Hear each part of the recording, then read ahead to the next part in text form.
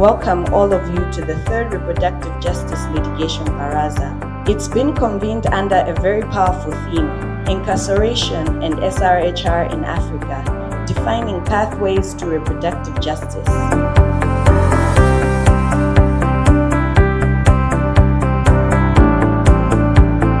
This Baraza is not just a conference.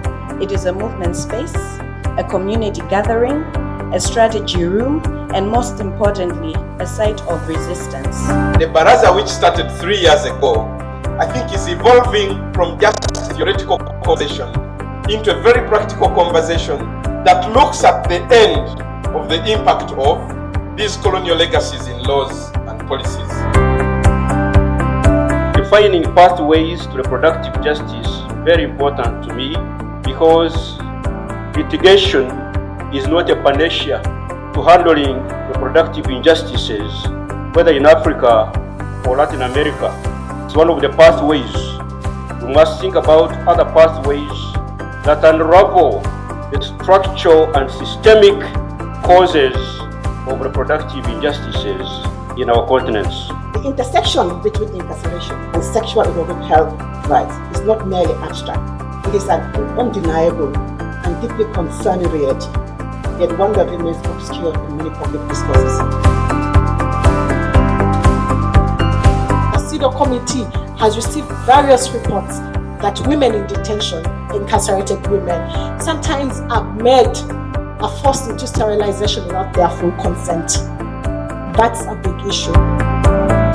Criminalization doesn't just restrict rights, it exacerbates and magnifies the harms experienced by specific communities of people. You can count on me to now do the following.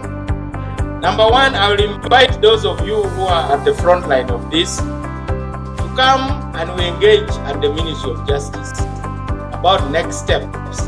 We like those who tell us intelligent things to do with the long-term impact. But we must also change hearts and minds, and that means introducing an African argument for sexual reproductive rights. We must lift voices.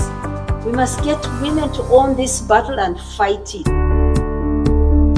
The normative scope and content of sexual reproductive health and rights generally, and reproductive justice in particular, have over the years been handled right from CEDAW in 1979, 1993, Vienna, where women's rights were recognized as women's rights, 1994 at Cairo, which marked a paradigm shift from focus on population growth and looking at women as objects of population control and now as subject of rights. What we are witnessing across Africa is an alarming trend. The systematic criminalization of fundamental reproductive choices, with women and girls consistently being disproportionately and bearing the brunt of these punitive measures. Pronouncements made by some Ugandan courts clearly indicate that judicial officers have little insight into the circumstances under which infanticide is committed. As activists, I believe we do not excuse the killing of babies, but I think society should meaningfully deal with the crisis by understanding and addressing the broader context. That is, infanticide is the end of a chain that begins with an unwanted pregnancy.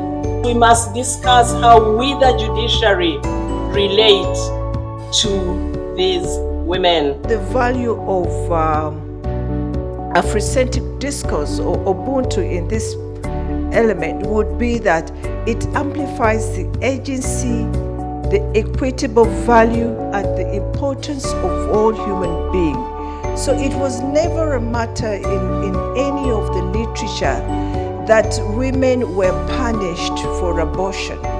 It's a concept that was brought to the forefront by our inherited Penal Code. In fact, the society was obligated to make sure that the socio-economic, cultural, and interpersonal relationships were conducive for another person to bring forth another in the world.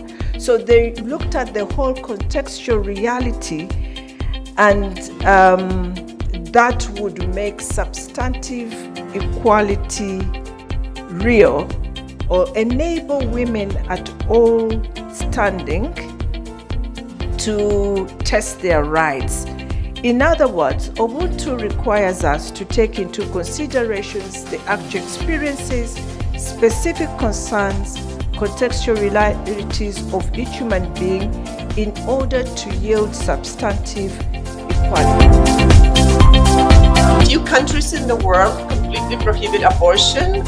Of these, a handful, there are like about six countries in the world that have the complete ban on abortion. 4 of them are in Central America, concentrated in Central America. El Salvador, Honduras, Nicaragua, and the Dominican Republic, which is not exactly Central America, but it's there. Places like El Salvador, in those places, women have been sentenced to 40 years because they end up being accused of aggravated homicide, which is something that we see quite often in the cases of abortion.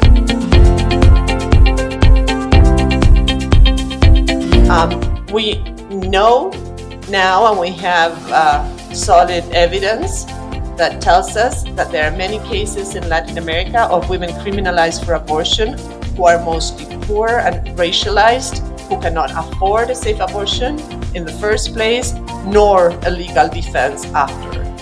They are a dramatic example of the vulnerability, violence, and discrimination that they have to go through, and that becomes even worse once they are detained and enter the judicial system.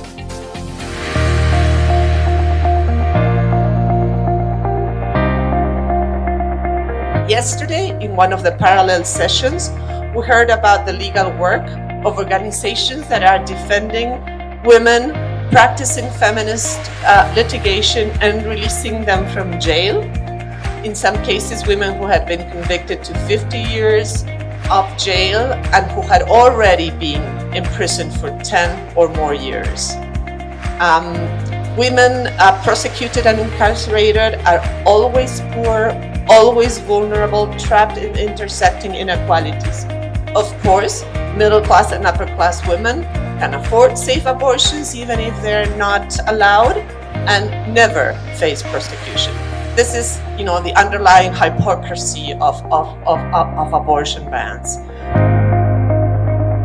The process of prosecution is extremely harmful for women and their families, and those that end up being incarcerated are taking away decades of their lives. The work of feminist lawyers has been able to release them, but life after prison is also very hard and has numerous consequences.